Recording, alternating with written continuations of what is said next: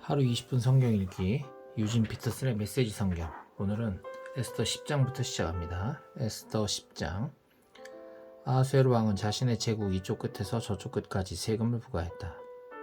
아하수에로 왕의 광대한 업적은 왕이 모르드게를 높여 영광스럽게 한 일에 대한 상세한 기록과 함께 메대와 페르시아 왕 연대기에 모두 기록되어 있다.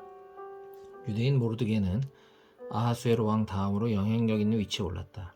그는 유대인들 사이에서 평판이 좋았고 크게 존경을 받았다. 그는 특히 자기 백성의 유익을 위해 열심히 일했고 자기 민족의 평화와 번영에 마음을 다했다.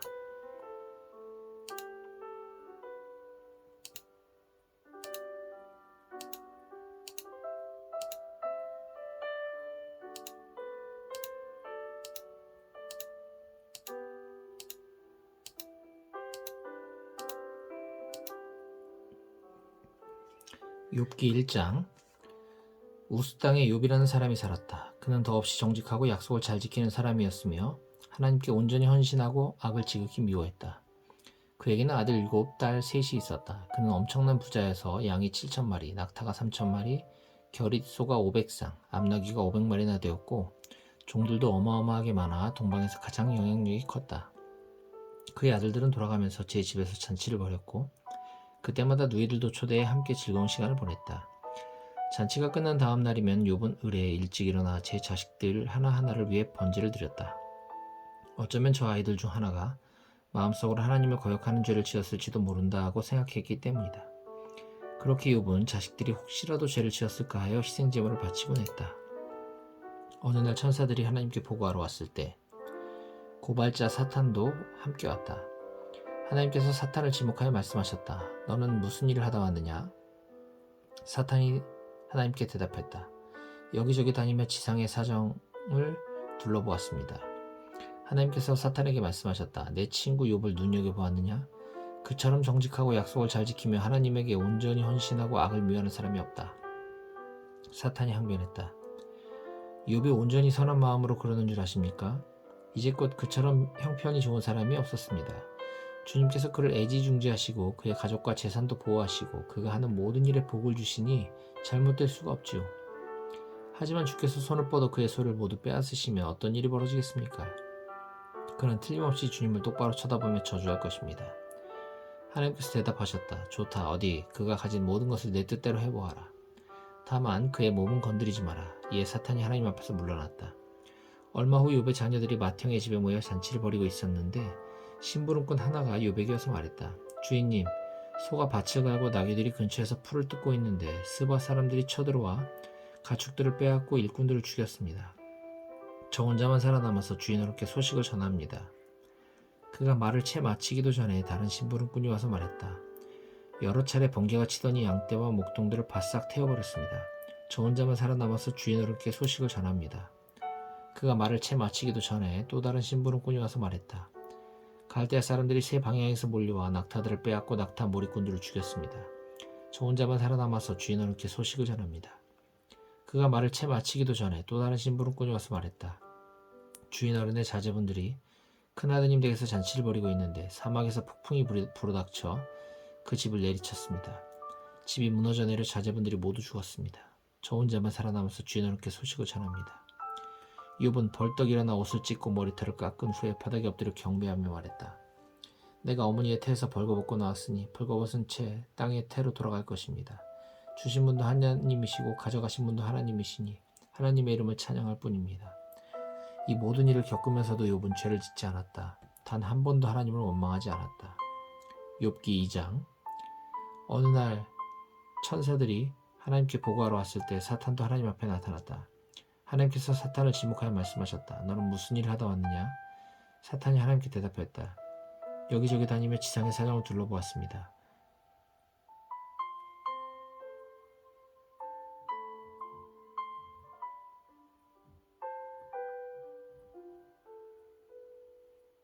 하나님께서 사탄에게 말씀하셨다. 내 친구 욥을 눈여겨보았느냐? 그처럼 정직하고 약속을 잘 지키며 하나님께 온전히 헌신하고 악을 미워하는 사람이 없다. 그는 자신의 믿음을 굳게 붙들었다. 내가 나를 부추겨 그를 무너뜨리고자 했지만 부질없는 짓이었다. 사탄이 대답했다. 자기 목숨을 구하기 위해서라면 무슨 일이든 하는 게 사람입니다. 주께서 손을 뻗어 그의 건강을 빼앗으시면 어떻게 되겠습니까? 그는 틀림없이 주님을 똑바로 쳐다보며 저주할 것입니다. 하나님께서 말씀하셨다. 좋다. 내 마음대로 해보아라. 하지만 그를 죽이지는 마라. 사탄이 하나님을 떠나가 욥의 몸에 악성 종기가 독해 했다. 욥은 머리부터 발끝까지 종기와 부스럼으로 뒤덮였다. 상처로 인해 미칠 듯 가려웠고 고름이 줄줄 흘러내렸다. 그는 질그릇 조각으로 자기 몸을 벅벅 긁고 재가 깔린 쓰레기 더미에 가서 앉았다. 그의 아내가 말했다. 아직도 그 잘난 고결함을 지키겠다는 거예요? 차라리 하나님을 저주하고 죽어버려요. 욥이 아내에게 말했다. 당신은 생각 없는 바보처럼 말하는군요. 우리가 하나님께 좋은 날도 받았는데 나쁜 날도 받는 게 당연하지 않소? 이 모든 일을 겪으면서도 욥은 죄를 짓지 않았다. 하나님을 거역하는 말을 한마디도 하지 않았다. 욥의 세 친구가 욥이 당한 온갖 어려움에 대한 소식을 들었다. 대만 사람 엘리바스, 수아 사람 빌닷, 나아마 사람 소발은 각자의 지역에서 출발했다. 그들은 욥 곁을 지키면서 그를 위로할 요령으로 중간에 만나 함께 욥을 찾아갔다. 욥의 모습을 처음 보았을 때 그들은 자신들의 눈을 믿을 수가 없었다. 친구의 몰골을 도저히 알아볼 수 없었기 때문이다. 그들은 탄식하며 목 놓아 울고 겉옷을 찢고 슬픔의 표시로 머리에 재를 뿌렸다. 그러고는 친구 옆에 주저앉았다.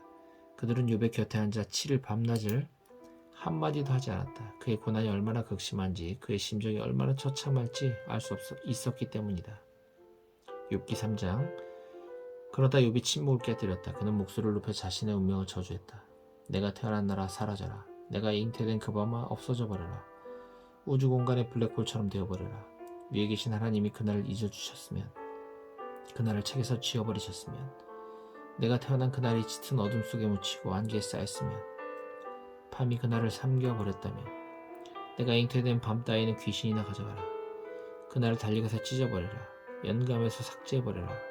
오, 그날 밤이 아예 없어져 어떤 기쁨의 소리도 들리지 않았다면, 저주에 능한 자들이 그날을 저주하여 바다 괴물 리워 야단을 풀어버렸다면, 새벽별들이 검은 수추로 변하고 아무리 기다려도 빛이 비추지 않고 동틀녘의 첫 햇살도 보지 못했다면, 그러면 그날 내가 어머니의 태에서 나오지도 이 고통 많은 세상에서 살지도 않았으련만, 어찌하여 나는 죽어서 나오지 않았으며 첫 숨이 마지막 숨이 되지 않았던가. 어찌하여 나를 안아주는 두 팔이 있었으며 내게 젖을 물린 가슴이 있었던가. 그렇지 않았다면 지금쯤 나는 편안히 쉬고 있을 텐데, 아무 고통도 못 느끼고 영원히 잠들었을 텐데, 폐허가 된 왕실 묘지에 묻힌 왕과 정치가들과 함께 있을 텐데, 금과 은으로 장식한 번쩍이는 무덤에 묻힌 제후들과 함께 있을 텐데, 어찌하여 나는 죽은 채 태어나 빛을 보지 못한 모든 아기들과 함께 묻히지 못했던가. 그곳에서는 악인들이 더 이상 누군가를 괴롭히지 못하고 녹초가 된 사람들이 오랫동안 기다리던 휴식을 취하며 죄수들이 간수들의 고함 소리에 잠 깰 일 없이 편안하게 자고 있건만, 그곳에서는 큰 자와 작은 자의 구별이 없고 노예도 자유를 얻건만, 어찌하여 하나님은 비참한 사람들에게 빛을 주시고 쓰디쓴 인생을 사는 이들을 살려두시는가. 이들은 죽기를 무엇보다 바라건만 죽지 못하고 죽음보다 나은 것을 상상하지 못하며 죽어서 묻힐 날을 인생에서 가장 행복한 순간으로 손꼽아 기다리지 않는가. 부질없는 인생, 삶의 의미를 찾을 길을 하나님이 모두 막으셨으니 살아서 무엇하겠는가. 저녁 식사로 빵 대신 신음만 삼키다 식탁을 물리고 고통을 토해낸다. 내가 가장 두려워하던 일이 현실이 되었고 가장 무서워하던 일이 벌어졌다. 쉼이 산산조각 나고 평안이 깨졌다. 내게 더 이상 안식은 없다. 죽음이 내 삶을 덮쳤구나. 욥기 4장. 그러자 대만 사람 엘리바스가 큰 소리로 말했다. 내가 자네에게 한마디 해도 되겠나? 잠자코 있기가 어려운 상황이라 그러네. 자네가 많이 하던 일일세. 자네는 적절한 말로 상황을 명확하게 보게 해주고 포기하려는 이들을 격려해 주었지. 자네의 말은 비틀거리던 이들을 일으켜 세우고 주저앉기 직전에 사람들에게 새로운 희망을 심어주었지. 하지만 이제 자네가 곤경에 처했고 괴로워하고 있어. 큰일을 당한 충격으로 비틀거리고 있군. 하지만 지금은 자네가 경건한 삶에서 자신감을 얻어야 할 때가 아닌가. 모범적인 삶에서 희망을 찾아야 할 때가 아닌가. 잘 생각해보게. 정말 죄 없는 사람이 쓰레기 더미에 앉는 신세가 된 적이 있던가? 진정 올곧은 사람들이 끝내 실패한 적이 있던가? 내가 본 바로는 악을 갈고 재난을 뿌리는 사람들이 악과 재난을 거두어들이더군. 그들은 하나님의 입김 한 번이면 산산조각 나고 그분이 한바탕 노하시면 남아남지 못한다네. 백수의 왕 사자가 우렁차게 포효해도 이가 빠지면 쓸모가 없지. 이가 없어 먹이를 못 잡으니 새끼들은 뿔뿔이 흩어져 혼자 힘으로 살아가야 하지. 한마디 말이 나에게 은밀히 들려왔네. 속삭임에 불과했지만 나는 분명히 들었어. 깊이 잠들었던 어느 날 밤 무서운 꿈속에서 들었다네. 두려움이 나를 정면으로 쳐다보았는데 공포 그 자체였네. 무서워 죽을 지경이었어. 나는 머리부터 발끝까지 벌벌 떨었지. 한 영이 내 앞을 스르륵 지나가는데 내 머리털이 쭈뼛 곤두서더군. 거기 나타난 것이 무엇이었는지 알아보지 못했네. 흐릿한 형체였는데 그때 이런 희미한 소리가 들렸어. 어찌 죽을 존재가 하나님보다 의로울 수 있겠느냐. 어찌 인간이 그 창조주보다 깨끗할 수 있겠느냐. 아니, 하나님은 그분의 종들도 신뢰하지 않으시고 그분의 천사들도 칭찬하지 않으시는데 하물며 진흙으로 이루어져 나방처럼 쉬이 부스러질 몸뚱이를 가진 우리야 오죽하겠느냐. 우리 몸은 오늘 있다가도 내일이면 사라져. 누구도 눈여겨보지 않으니 흔적도 없이 사라진다. 천막 말뚝을 뽑아낼 때 천막이 그대로 무너지듯 우리도 죽을 때가 되면 살아온 세월이 무색할 만큼 미련한 존재로 쓰러진다. 욥기 5장. 욥, 응답할 사람이 있겠거든 도움을 청해보게. 거룩한 천사 중에 의지할 자가 있는가?